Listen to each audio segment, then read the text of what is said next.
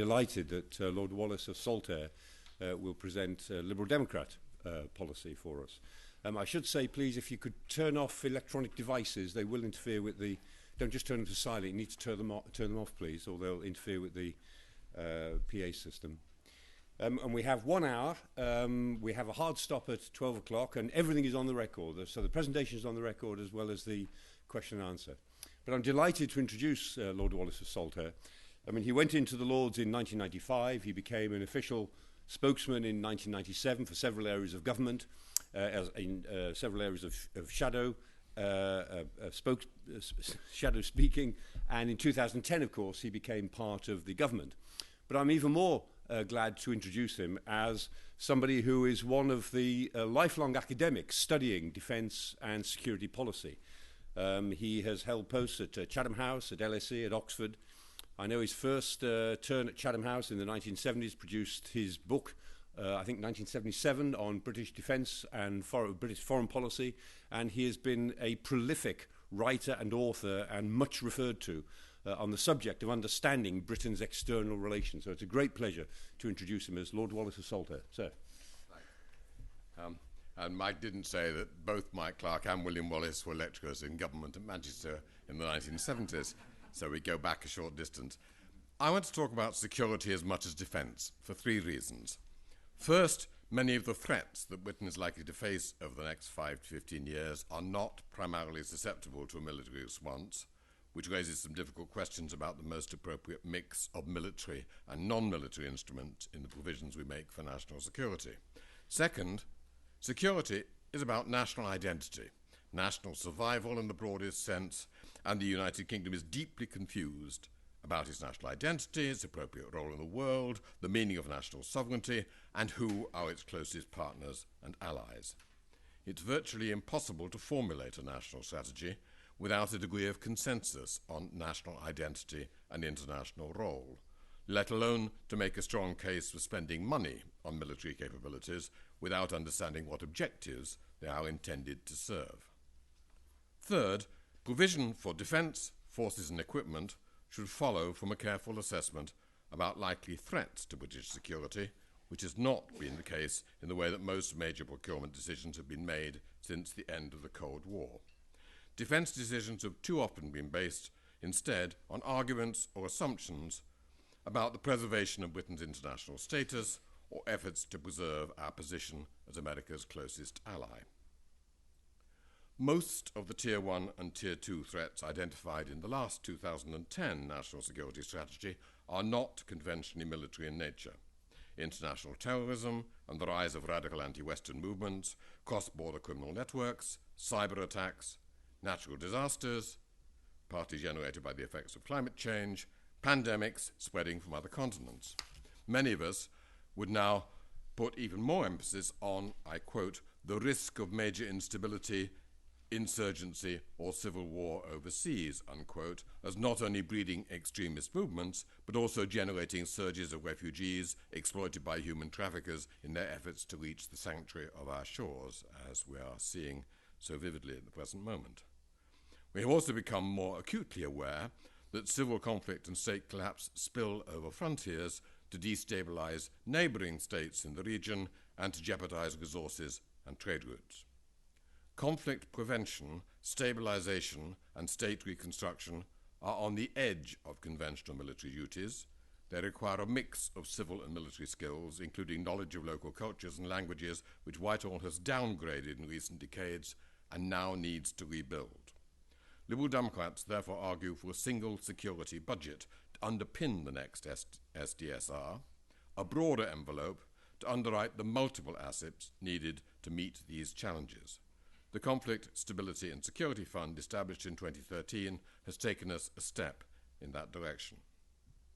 The protection of Britain's security thus demands resources far beyond those traditionally assigned to defence, police and international police cooperation, investment and assistance for international emergencies and disasters, state building and social and economic development in other states, biomedical research to complement mobilizable medical teams, even energy conservation to reduce dependence on insecure and potentially hostile sources of supply, as well as to limit climate change. Some of these tasks are of course familiar to British forces from their long experience of imperial and post-imperial engagement in weak states. Successive responses to different emergencies in Sierra Leone have shown this at its best.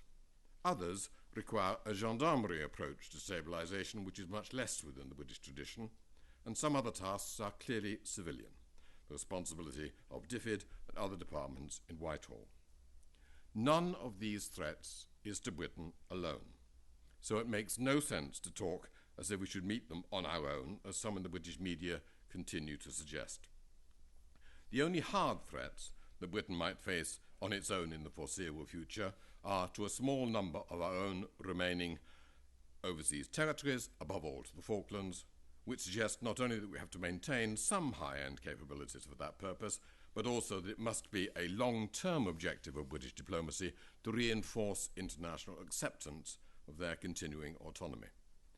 There are potential indirect threats to British security and to those of other Western democracies from states in Asia, the Middle East, and Eurasia. The re-emergence of a Russian threat to the stability of Eastern Europe has evident implications for the UK, requiring deployable forces to reassure our EU partners and to deter Russian adventurism. I emphasize it's a threat to Europe, not to Britain alone, to be countered with partners. Beyond these, the most credible threats come from non-state actors beyond the reach of conventional military responses. In responding to the ambiguous nature of hybrid conflict that Russia has embarked on, we should of course exploit our advantage in hybrid warfare, targeted sanctions, as well as strategic communications coordinated with our allies in combating Russian information warfare. We have painfully learned in Iraq and Afghanistan, and in assessing Russian actions and intentions in its near abroad, that local intelligence and local knowledge are essential to successful planning and operation. That indicates that the rebuilding of FCO expertise, alongside that of the intelligence services, is also a security priority. It was a huge mistake to cut the size of the diplomatic service abroad and to neglect the language and country expertise of the British civil service as a whole. It's a priority in the forthcoming SDSR to rebuild this expertise, and I know that both the MOD and the FCO have begun to do so, within the military as well as within the civil service. We've also learned that threats spill over our boundaries in a globalized world in which diaspora communities link the domestic politics of different countries, with the super-rich from authoritarian states buying properties in London and financial flows from oil-rich countries in China accumulating stakes in the British economy. That means that civil rights within Britain, the treatment of exiles from overseas living here, interfaith dialogue within the UK involving our Muslim, Hindu and even Buddhist communities are also closely linked to foreign and security policy. This takes us a good distance away from the responsibilities of the Ministry of Defence, but it's all part of the messy insecurity with which our incoming government must cope. The UK is in a state of utter confusion about its role in the world, drifting since the Cold War ended and Margaret Thatcher stepped down through a succession of governments which have avoided the necessary political leadership to spell out what we now need. We are, at present, within the European Union and cooperate closely with the armed forces of other EU states. But the Ministry of Defence still judges itself against Washington first and foremost, and Conservative politicians and the media look to the USA more than to our neighbours on the continent. Michael Fallon spoke last week of, I quote, our commitment to a strong defence, but did not explain why the UK should contribute more than others to combating indirect threats. Vernon Coker proclaimed that the UK must continue, I quote, to project global power, but did not explain why he considers that necessary. Liberal Democrats welcome Labour's recent recommitment to EU membership, although without an explicit recognition so far that the EU is and has always been a security organisation as well as a single market and a developing economic union. As we withdraw from Afghanistan, there are those who are determined to build up our forces in the Gulf to ensure that we remain alongside the Americans a power with global reach, 50 years after a Labour government took the strategic decision to withdraw from east of Suez. Some still talk about Britain as uniquely a global trading power with a particular responsibility to keep open the global sea lanes, regardless that those sea lanes now carry Chinese exports in Korean-built ships, or that German trade with Asia is 4 times the size of the UK. It is symptomatic of the confusion of our public debate that the party with the strongest commitment to defence, UKIP, has the least idea what it wants defence forces for. Liberal Democrats within the coalition were unable to persuade the Prime Minister to open a public debate before the election on future security and defence priorities by publishing a Green Paper. Number 10 held to the line consistently that we are still focused on pursuing the priorities set out in the 2010 SDSR. The question of Europe has, of course, been the elephant in the NSC room. Indeed, I'm told that the National Security Council has devoted more time and attention over the past 5 years to discussing Gulf strategy than European strategy. Without a European policy, the UK has neither a security policy nor a defence policy. The Conservative Manifesto writes about the Transatlantic Alliance and NATO as an alternative to European security commitment, in terms that would have been instantly familiar to British politicians of 50 years ago. But in Washington, the term NATO is used almost as a synonym for America's European allies, with the expectation that those allies will get their act together better in terms of effective cooperation. There is no reference in any Conservative pronouncement I have seen to European NATO. But there is a mention in the Conservative Manifesto of the threat of a European army, a fantasy beloved by some within the Brussels bubble, but scarcely taken seriously beyond Luxembourg. Liberal Democrats have been repeatedly frustrated within the coalition by the refusal of our Conservative partners to inform Parliament, to publicise more widely, let alone celebrate, the extent to which our armed forces now cooperate with our European partners, above all with the French. Fear of disturbing the nostalgic vision of the Telegraph and Mail reading public has trumped consideration of where Britain's long-term security interests lie. Sadly, our Conservative partners have fudged this fundamental question and their fundamental internal divide by promising a referendum without indicating which answer they would recommend. Liberal Democrats welcome and have actively supported the development of closer European military cooperation with the Nordic and Baltic states, as well as with the French, with the Belgians, Dutch and Italians. We welcome the commitment to a very high readiness joint task force to reassure our East European allies. But we deplore the absence of an international strategy to justify and support and further develop this pattern of cooperation.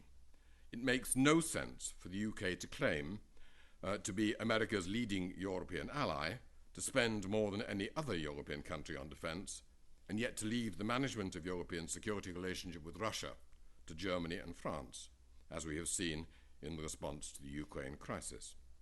And it makes no more sense to leave the management of migrant surges across the Mediterranean to Italy and others.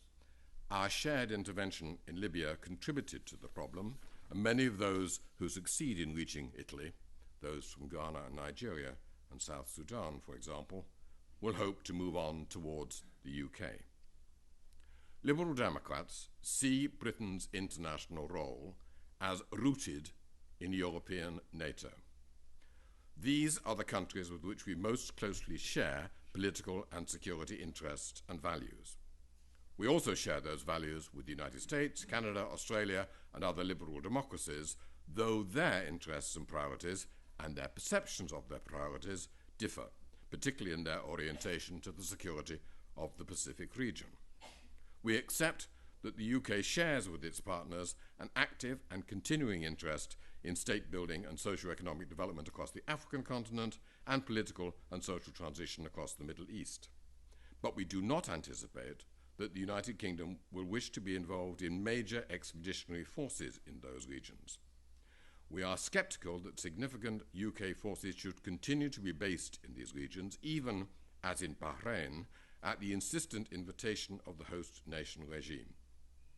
We have learned from Afghanistan and Iraq that Western intervention too often provokes greater resistance than cooperation, that local conflicts require local resolution, and that Western assistance and training to local forces is more constructive than in-your-face Western leadership.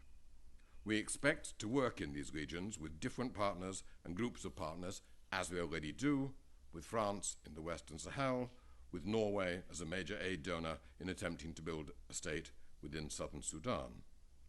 And we expect to deploy a blend of military and civilian capabilities in each case. I realize that in stating this, I'm not far from describing what UK forces actually do, but I'm very far from the public or even the parliamentary understanding of what they do. Liberal Democrats have deplored the deliberate downgrading in the presentation of defence policy of the multilateral and European dimension of British defence since Tony Blair backed down from the UK-French agreement of 1998 3 years later to follow President Bush instead. We see it as a vital part of the debate that leads to the next SDSR to close that gap. Confusion over sovereignty also dogs the British debate about defence and security and independent deterrence. Article 5 of the NATO Treaty, in an absolute sense, compromises British sovereignty. Almost every military operation that British forces have been engaged in for decades has been shared with other forces, often under joint command. 1 million British troops, after all, served under overall French command in 1918. Yet commentators who are relaxed about Gulf ownership of British ports, Chinese investment in key electronics production in the United Kingdom, and Russian ownership of Premier League football clubs insist, nevertheless, that British forces cannot be subordinated to foreign command, at least to non-American command. Of course, there are problems of accountability and integration as we move further into shared operations, shared ISTAR and logistics, but they are manageable and they have been successfully managed in Afghanistan as well as elsewhere. That's another wide gap between perception and reality that we need to close. Peter Hennessy remarked in a recent discussion on British defence that there is a risk that we subside into the position of a pocket superpower, a state with a claim to global status, with a nuclear deterrent and 2 aircraft carriers, but without the effective capability to contribute to real crises with usable forces and equipment. The saga of the aircraft carriers provides a warning about military procurement driven by status rather than by careful assessment of need and without a realistic calculation of overall cost. How on earth did the procurement process drift into a situation in which it was financially impossible to install caps and traps in 2010 when Liam Fox rightly attempted to switch to a system with which it would be possible to share platforms with the French and more capable aircraft with the RAF? Why did we need such large carriers if the intention was to place STOVL aircraft on them, which will fly from much smaller US Marine carriers? There's a similar risk that the UK will drift into a like-for-like replacement of the Trident nuclear missile force, which will consume up to 1/3 of the MOD's procurement budget over an extended period, without considering the underlying rationale for renewing a system designed for the Cold War, or addressing the opportunity costs of a full 4-boat CASD system. Liberal Democrats in the 2010 coalition agreement secured a delay in the main gate decision until 2016 to allow a new parliament to hold a serious debate on the options. We've tried to encourage the Labour Party in opposition to take up that challenge, but their manifesto has again ducked it. We recognise the case for maintaining a minimum level nuclear capability to guard against the unlikely but severe threat of a direct threat to Western Europe emerging within the next 15 to 30 years. It's virtually inconceivable that such a threat could be to the UK alone. We need, and may be able to afford, a minimum capability assessed by much more modest standards than the Cold War Moscow criterion. Liberal Democrats will continue to argue the case for an end to the needless, continuous patrol of the high seas, which will enable the UK to procure fewer successor submarines, thus reducing procurement and lifetime costs significantly. Michael Quinlan, in his last published work, addressed the issue of the opportunity costs involved, in writing that, I quote, "If domestic, political or economic exigencies had so strained the defence budget during the Cold War that a choice had to be made between a substantial nuclear capability and a substantial NATO-committed land-air contribution on the European mainland, I should have advised in favour of the latter." That's in his Thinking About Nuclear Weapons, Oxford, 2009. You will have seen Rear Admiral Chris Parry quoted in the Times last week as saying that 25 years after the Cold War ended, our current thinking is just not fit for purpose. We should not reach the main gate decision before an informed public debate has been held. If we accept that the most frequent responses to instability outside Europe will no longer be US or UK-led, but will require American or European provision of logistical and ISTAR support to local forces, then we need forces which are more heavily invested in transport planes and helicopters, signals and intelligence capabilities and training teams, with the bulk of our armed forces at home in reserve for the less likely but more severe threats that we cannot now foresee. That includes new armoured vehicles for land forces, as well as UAVs for surveillance and, increasingly, for offensive operations. We arguably need more limited capability ships for the Royal Navy to accompany our top-of-the-range frigates and destroyers. We do not need equipment which can cope with the most acute attacks to patrol the Mediterranean against migrant ships or the West African coast against pirates. For the first time since 1750, the vast bulk of our armed forces will shortly be based in Britain. That's a revolution in British military deployment, to which we have not yet fully adjusted. The right balance between forces in being, capable of mobilization at short notice, and reserves to reinforce them in an extended crisis needs further study. But it's clear that we need to invest enough in our revived and enlarged reserves to ensure that they offer an effective second-line capability at significantly less cost than regular forces in being. We should also consider how Britain, with some spare capacity in its home-based forces, might contribute more significantly to UN peacekeeping forces, again focusing on logistical support, command and intelligence systems, most of all, which many of the current UN peacekeeping forces are weakest in. And we must pursue further cooperation with our neighbours, sharing facilities, training, weapon systems where we can, to maximise our overall effectiveness. I have deliberately not answered the question of the size of the defence budget over the next 5 years or the proportion of our GNP which it should meet. It's up to all of us, including the defence establishment, to justify to the British public the cost of defence and the objectives it serves in a situation in which the public appear to support the armed forces but do not want them to venture very far abroad and show no enthusiasm for paying more for them if it means either higher taxes or cuts to domestic programmes.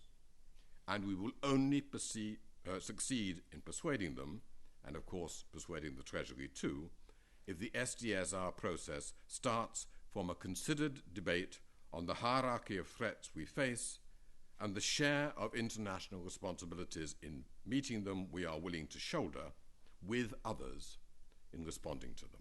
Thank you.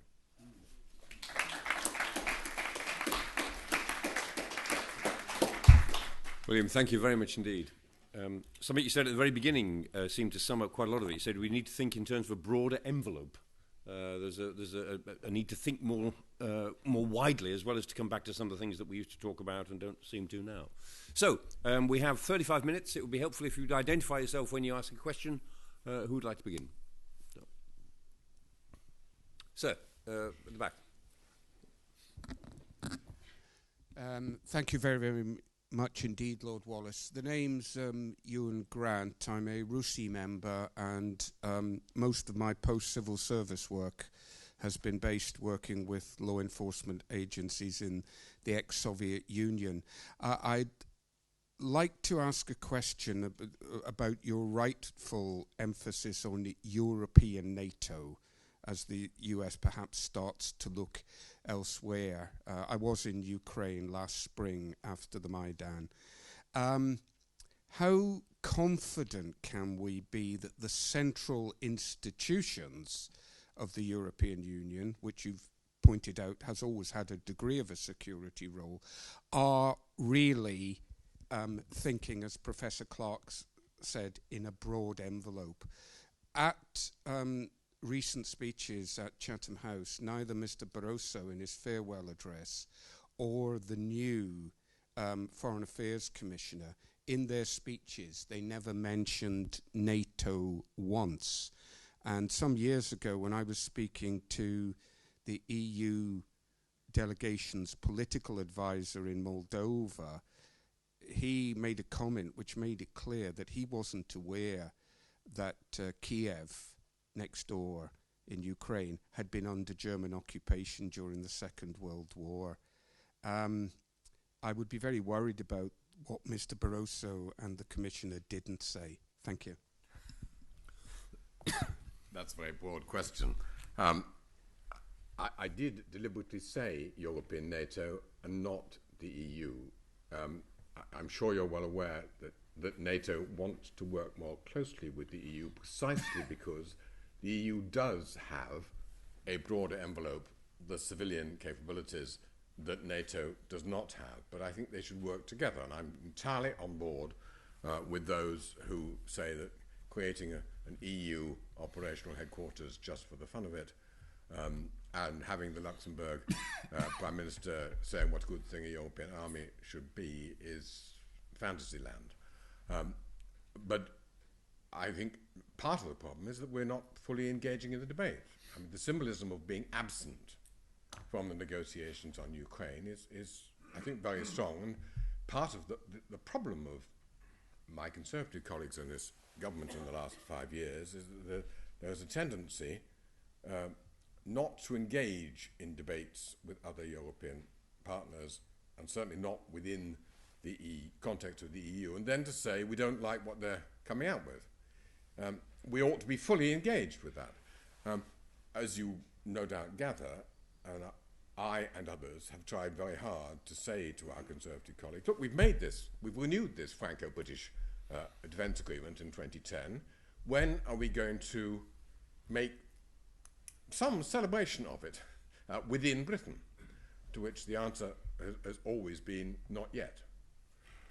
So that in France, when we do Operation Corsican Lion, for example, the media tell them what's going on. I think the last Operation Corsican Lion had one very small bit in page 15 of the Telegraph. Otherwise, I suspect, therefore, the majority of members of our Parliament haven't a clue how much we're doing with the French. We need to engage. Of course, there are a lot of difficulties. The European External Action Service doesn't have enough British secondees and needs more. And that's part of how we have to engage more actively. And we need to promote all possible forms of closer cooperation between NATO and the EU, and of course between some of those members of the EU who are not members of NATO, the Swedes and the Finns, as well as the Norwegians who are in NATO but not the EU, who are extremely keen for this close cooperation. Thank you. I suspect the next couple of questions might touch on British-French relations. Phil Prattley. Microphone there on your right, Phil. Mike, thank you. Lord Wallace, thank you not only for your talk this morning, but also for all you do to improve the level of strategic literacy in the discussions in the Upper House. Issues around defence and security are not always handled with that breadth of understanding. You appear to imply that the intellectual resilience of the American analysis as the Obama administration took office, then called soft power through Robert Nye, and also the San Marlo speech in 1998, is an enduring intellectual resilience. Do you feel that what you are proposing has in it not only an intellectual resilience, but also a political resilience in the new environment? And could I be very unfair and ask you to frame the answer also in the context of what might be happening in Scotland after May the 7th? All right. That's a huge question in itself. I think I probably spent more of my academic career in the United States than any other European country. And part of the reason why my party was deeply skeptical about the move to the war with Iraq in 2002, 2003 was that Ming Campbell, Shirley Williams and I were going in and out of Washington, talking to our American colleagues and picking up the very different vibes we're getting from there. The American debate, I happened to be in the United States last weekend to visit my son, and watching Fox News on Iran, Syria, and elsewhere is an interesting education to a different world. I had not realized what a progressive newspaper the Daily Mail was until I looked at Fox News.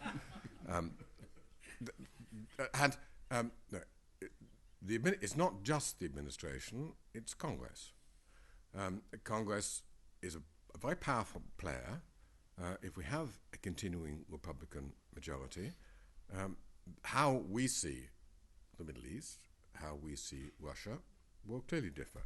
I think it was a huge mistake of the Bush administration to push for an explicit offer of NATO membership to Ukraine and Georgia. That's one of the reasons why we are where we are on Ukraine now. They did not think through the implications of it. They knew very little about the countries concerned. That's unfortunately the way in which American policymaking tends to go. And I would say, along with Mike, that some of the quality of American international analysis, particularly of the Middle East, has suffered from domestic battles trying to shut up those who understood the Middle East too well. On Scotland, the robustness of everything I'm saying, of course, is going to be weakened if Scotland appears to move towards independence. None of us who've been out on the doorstep in the last 2 weeks have a clue what the outcome of the election is going to be. And I happen to share a television studio with people from two other parties who were at least as confused as I was by what the likely outcome is going to be. Of course, the Scottish dimension would make it very much more difficult for us. One of the things that the SNP is currently pushing on is that if a Conservative government were to insist on an EU referendum in which the majority overall voted to leave, but the majority of Scots voted to stay, that would trigger a second referendum for Scottish independence. That's not something which the predominantly Southern English Conservative Party has yet really begun to take on board.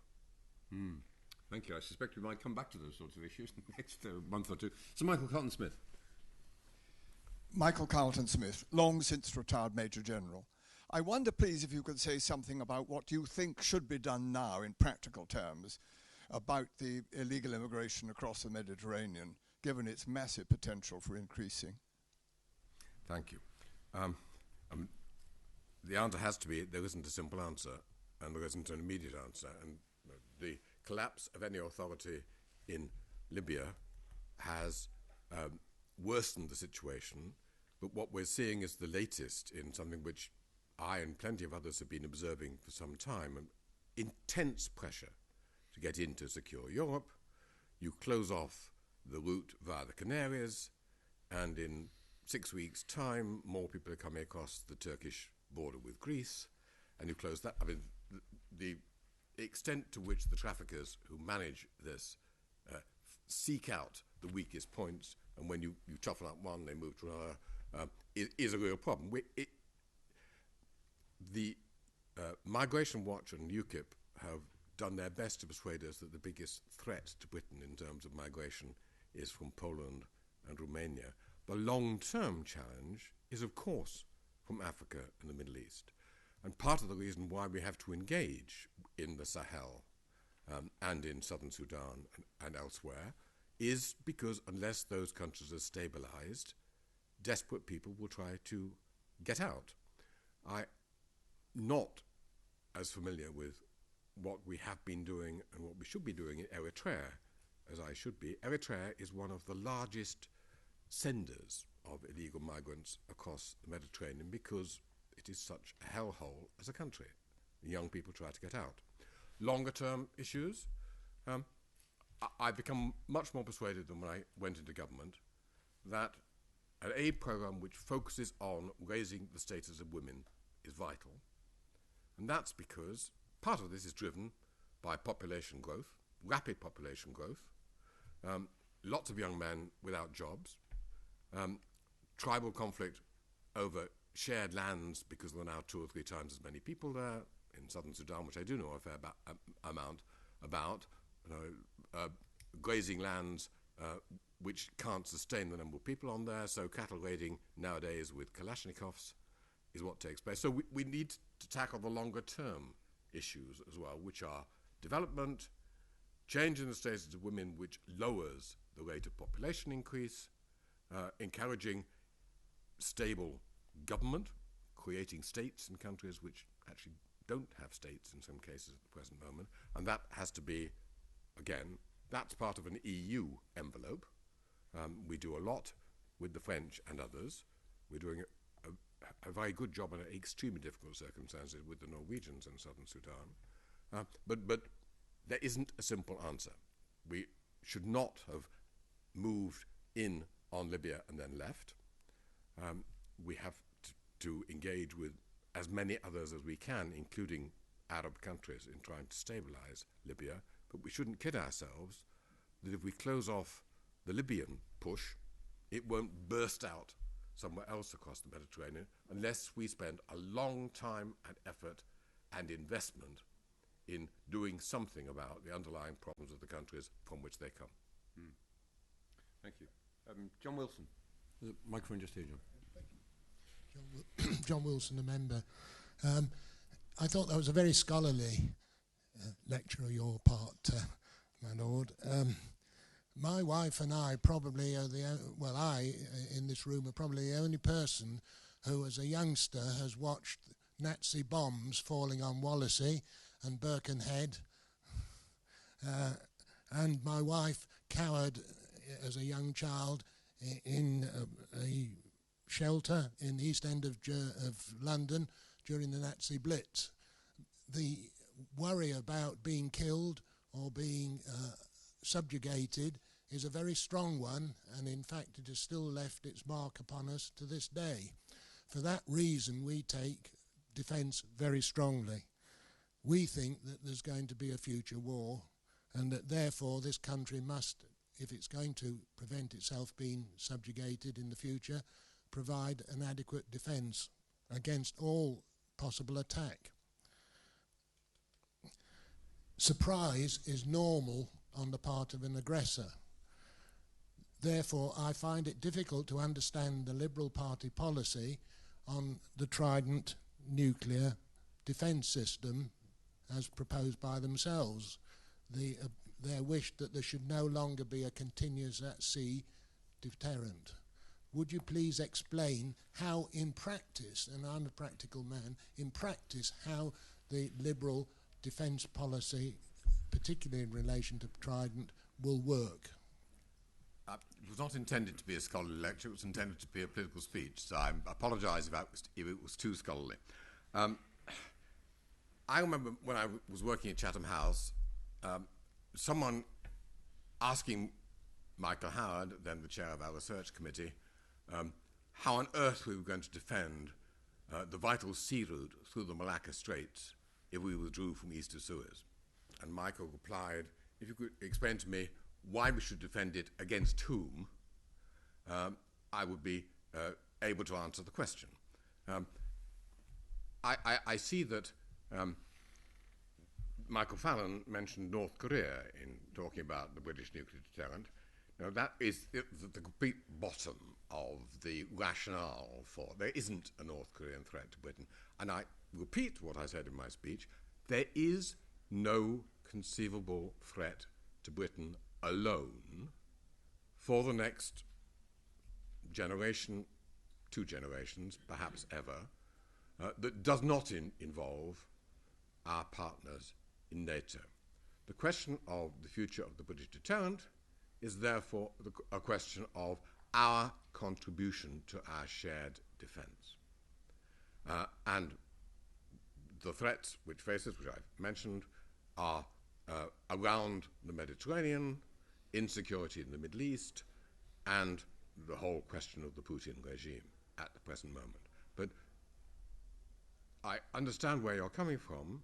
I was also born during the Second World War, but my children, and even more, those who were born after the end of the Cold War, who are now voting, have no sense of this. And part of the reason why I stress the need for a much more credible narrative of what our international role should now be and who our partners are is because the younger generation doesn't have this history, doesn't have this sense of threat, and perhaps because we are working with a Conservative Party, the average age of whose members is about the average age of telegraph readers, which is sort of probably 70. We don't have something which gears up and connects with the younger generation. And it's absolutely vital that we do that. So my answer on is there a threat to Britain is no, there isn't. And I see that Michael Fallon talked about, the Liberal Democrats talk about pointless patrols of nuclear submarines. Well, there's a sense in which over the last 25 years, continuous at-sea deterrence has been a series of pointless patrols because there is no threat. And as Michael Quinlan and others would have said, and used to say, the Cold War criterion ceased to hold by the mid-1990s. Now, we need to think through what we're doing post-Cold War. One of the things that we would wish to see in a review of what sort of deterrent we need and how many boats is, for example, whether or not there's room for closer coordination with the French. My wife reminded me yesterday evening that one of our friends in Washington told us that in the 1970s, the Pentagon was seriously considering whether, as a condition of supporting the renewal of Trident, etc., the same offer should be made to the French and the British, and we should be encouraged to coordinate as the European contribution to the alliance deterrent. They didn't go through with it, but it's interesting that that was the way the Americans were thinking then, 30 years ago. Okay. Trevor Taylor. Yes, Trevor, I work at the Institute here these days. William, nice to see you. And the question I'd like to ask you is something that you didn't really refer to, which is that if you accept that, as I do, that there's sort of confusion about the UK role in the world, UK status, but what I would point to is that the capability and the freedom of action that the UK government can call on from its armed forces is significantly dependent on the people that supply those armed forces, not just with major equipments every now and again, but actually continuously with a supply of spares and advice and other things. And the industrial piece, the industrial aspect of defence capability didn't really get a mention in your talk, and I wondered if you would like to say something about it. I'm not as expert on the whole force capability and all of that stuff, Trevor, as you are. So I'm going to duck some of the question. So what I would say is that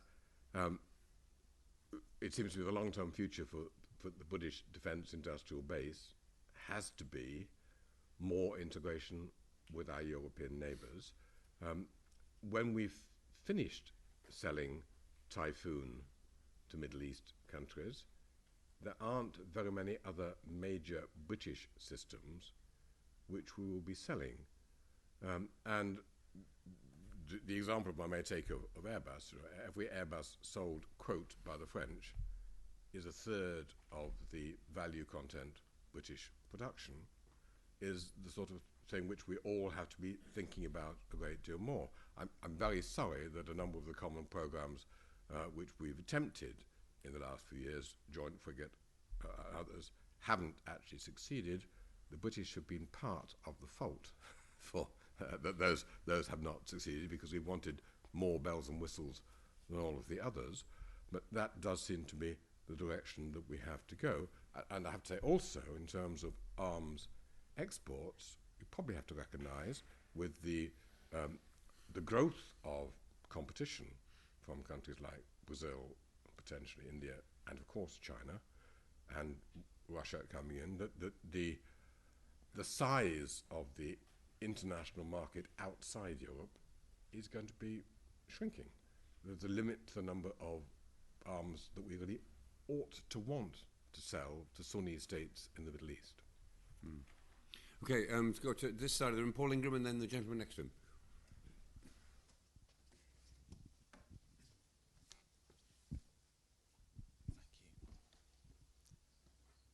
So, Paul Ingram from the British American Security Information Council. This may be a little bit of a pincer movement after John's question from the other direction. I think it's really encouraging that Trident has played a significant role in this election campaign. What's discouraging is that it's been more about symbolism and about criticising people's credibility politically rather than on the real issue around whether this country needs an independent, credible nuclear deterrent. But can I put to you that the logic of your argument is that we need to be thinking about defence and security in terms of our alliance relationships, particularly in Europe, and that we need to be taking NATO more seriously when it comes to smart defence and considering what real contributions we can make at a time of austerity, and that it would be much more rational to be investing on boots on the ground, intelligence, special forces, stuff that Britain is seen in Washington and within Europe as being good at, rather than emphasis on independent nuclear deterrent, or indeed any nuclear deterrent at all.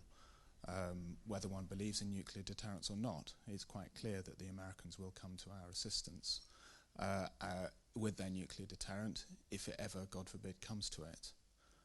But you know, we need to be thinking about security in today rather than some mythical 20 or 30 years' time. Just leave the microphone with the gentleman next to you. Yeah. Okay. Mythical 20 or 30 years' time is, of course, the problem one always has in defence, because you're building an aircraft carrier or even frigates and destroyers or submarines. It's the 20 or 30 years' time you have at least to try to think about, which is part of our problem. No doubt we shall have a further set of interests rising up in Trident this afternoon when people react to the SNP's launch of their manifesto. And what they will be saying on this, and as I understand it, they now have a slightly less clear message on what position they would take on the stationing of nuclear submarines of any sort in Scotland. So what I'm saying, what we're saying is we do need to discuss this, and it needs a different narrative from the one which John Wilson, with respect, was promoting, which is the idea of Britain standing alone and being attacked by some existential enemy. That isn't going to happen.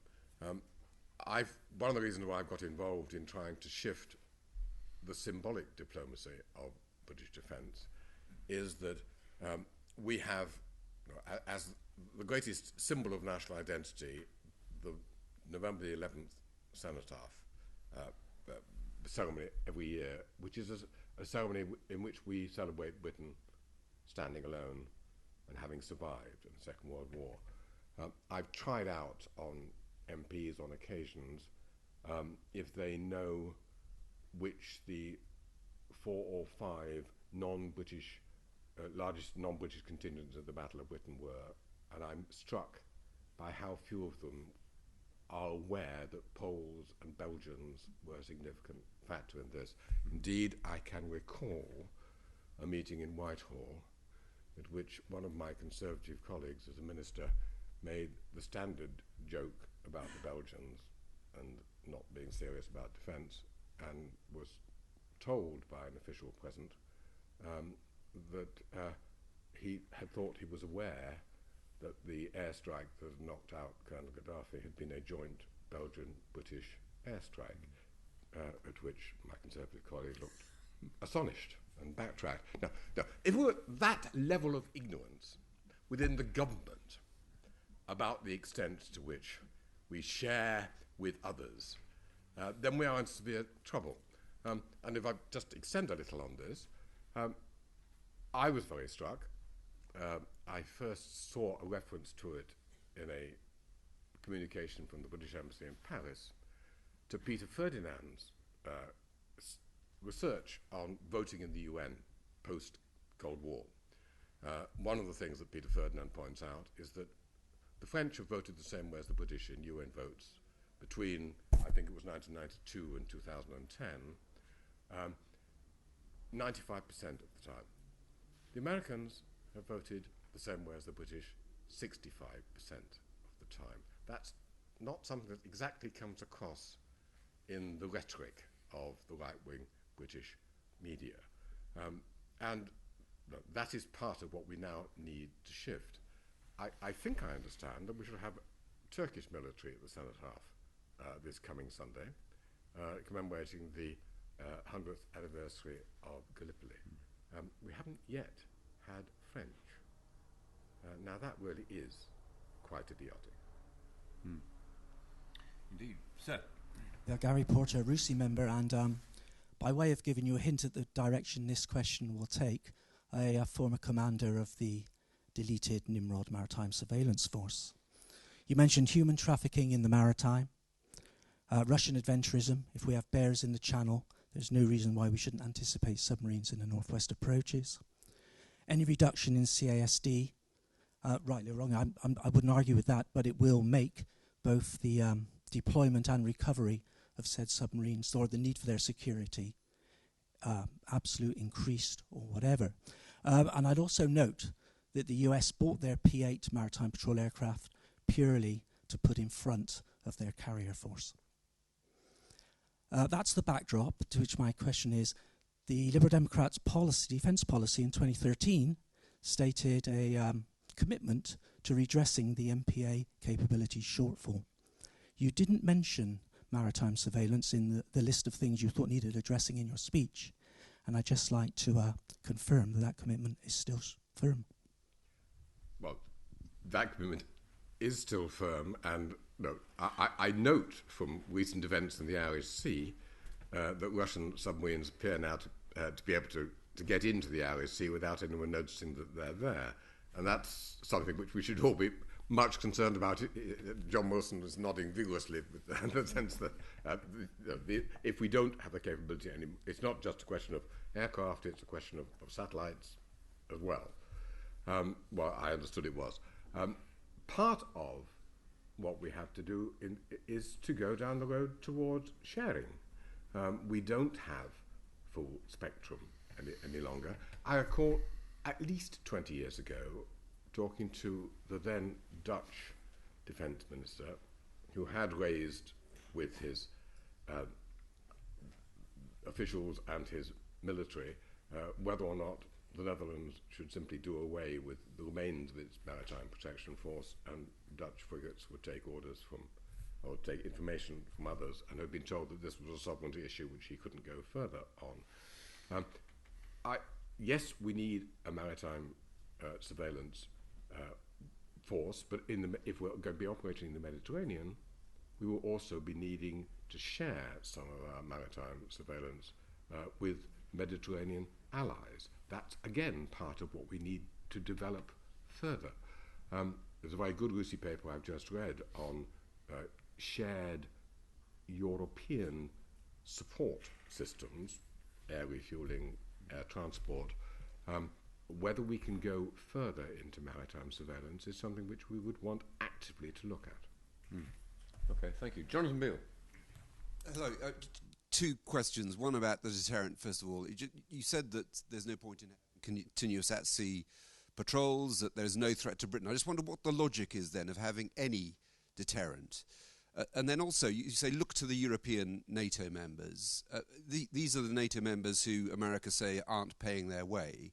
I mean, the assumption must be at the end of this that Britain will cut its defence forces like they have. Well, let me take both of those. The question of whether or not one needs a minimum deterrent capability, and the definition of what that minimum may be, is one that we certainly need to review extremely carefully, is that you are building something which will last for 40 years when built, and you're taking a decision which will therefore mean you're committing us up to 30 to 50 years, and we don't know where we will be then. My own assumption, and that of a number of others I've talked to, is that the Russia we face now is fundamentally a weak regime, which is using the one thing it has which is strong, which is its military forces, to try to prop up its underlying weakness. But we don't know where Russia is going to go in the next 10 to 20 years. And that is the argument for maintaining a minimal level deterrent capability, which might be expanded if the situation were to get worse. I mean, a large set of questions about the future of nuclear deterrence as such. My colleague, Lady Ainley, is going to speak for the UK at the next Nuclear Non-Proliferation Treaty Conference review, which will be next week. And there are a whole set of questions there which we also need to take into consideration. As for European NATO, we have to set an example. We also have to engage with others. We are now in a position in which Britain is spending more on overseas aid, which is stabilization in Africa and across the Middle East and elsewhere, than the Germans, and more on defense than the Germans. Yet we aren't actually engaged in discussing with the Germans how we share responsibility. We should be talking to our European neighbours about how we develop and share capabilities. And as I've already stressed, the French are our most serious partners in all of this. The French have, over the last 15 years, been anxious to cooperate more closely with us. I wish that our political elite were more willing to engage with them. One of the interesting questions for the SDSR, which again, our Conservative colleagues were deeply reluctant to engage with, is whether we wish to reciprocate with our SDSR what the French offered on their Livre Blanc exercise, which is the relatively full engagement of the British ambassador, former head of the NSC, in some of the French strategic discussions. Clearly, we would benefit from including some active consultation with our closest allies in our SDSR discussions. William, thank you. Lord Wallace of Salter, thank you very much. Well, can we go to our hard stop time, so I need to draw it to a close there.